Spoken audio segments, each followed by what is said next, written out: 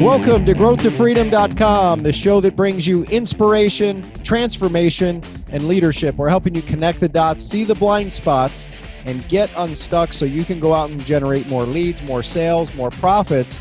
More importantly, so you can go out and have a bigger reach, a bigger impact, and make a bigger contribution. You know, there's an old philosophy, an old principle in direct response marketing, and I think it was Gary Benson perhaps that came up with this idea, you know, back in the early 1900s, you know, a great marketing formula that all of us can live by. That's very simple. It's called AIDA, A-I-D-A, and that's get attention.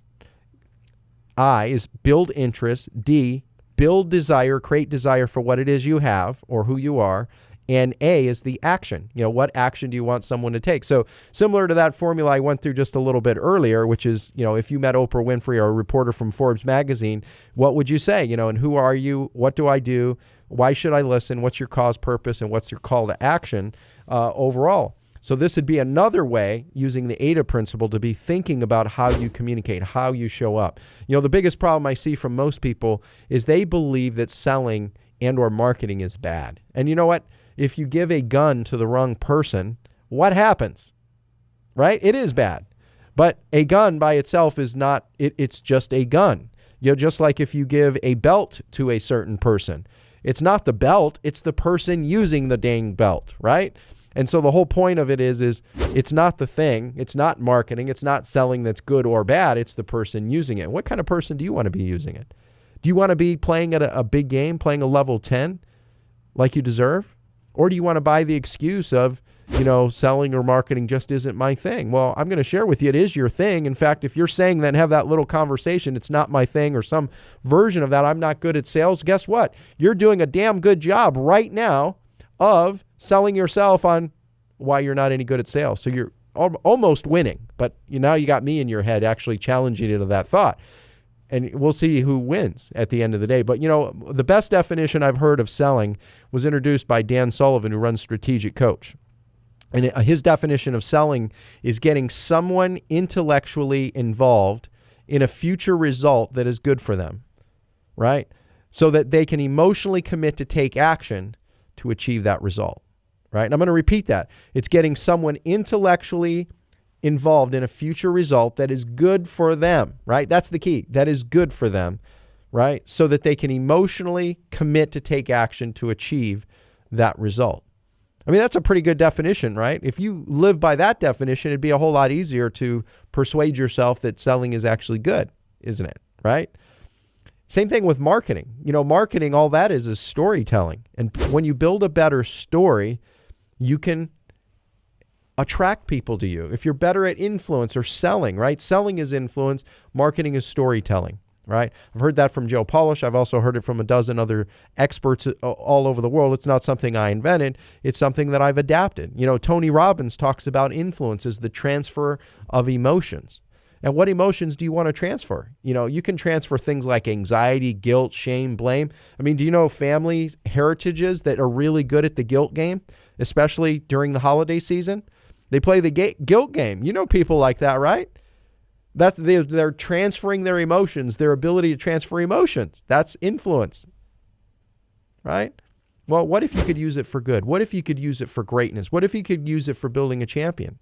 And I believe that you've got that inside of you. So what can you do to get better? First of all, become a student, right? There's no correlation between being good and getting paid. One of the biggest lies, I remember for so many years in my early career, I'm so good at this. And I see that person over there and they're not very good at this, but they were getting paid. You know what I'm saying? They were getting paid. I wasn't getting paid. I was going broke doing what I was doing. You know people like that? See, there is no correlation between being good and getting paid whatsoever. There is a relationship between those who are able to influence others, the ability to market to others, to then be good and get paid, right? Because I know a lot of people that were great athletes who aren't playing pro sports. In fact, I know many great athletes that were better than many of the pro athletes that are getting paid.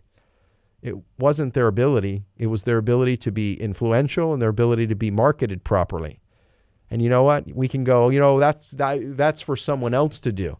Or we can take responsibility and realize that in today's society, we're one of the greatest times in human history that you and I have the ability, the personal power, the personal awareness, the ability to go out there and utilize the technology. I believe today the winners in the world will be those who master psychology and technology to create maximum results. Psychology and technology to get maximum results. This show is an example of us bringing psychology and technology together to deliver it in audio, to deliver it in video, to deliver it in, little posts, Instagram quotes, and different things like that. Twitter posts. We're using technology and psychology to bring it together. Now, you might say to yourself, well, Dan, of course you're doing that. You're a thought leader. You're an expert. You're an author. Guess what? How you see yourself is ultimately going to determine your destiny. At what point do you deserve to start playing a big game? Do you want to infinitely position yourself as the go-to person at whatever it is you're an expert in, whatever field you're in? A simple way you could do that is create your own show like this, a podcast. Now, it doesn't have to be an hour show. You don't need to be interviewing all these different experts because maybe you don't have that channel or outlet to be able to do that. But could you sit down for 5 to 10 minutes in a day and record some of the thoughts going through your head that would likely apply to someone else? Now, I don't have that expert. You have an expertise at something. It might be cooking. It might be sewing. It might be shooting free throws. It might be doing video. It might be being a sound engineer. I mean, there are so many talents that all of us individually have that others have an interest to learn if only they knew where to go to. Thanks for listening to this episode of GrowthToFreedom.com. Are you struggling to get a steady flow of new clients every day? Or maybe hit a plateau or hit a wall in growing your business? Well, let's help you solve this problem today. Let's review your business and have a conversation. You can do that for free today at BreakthroughStrategyCall.com. That's BreakthroughStrategyCall.com. In addition, if you're looking for a simple way to implement some of what we've been talking about in today's episode, then I want to encourage you to get our free Small Business Toolkit.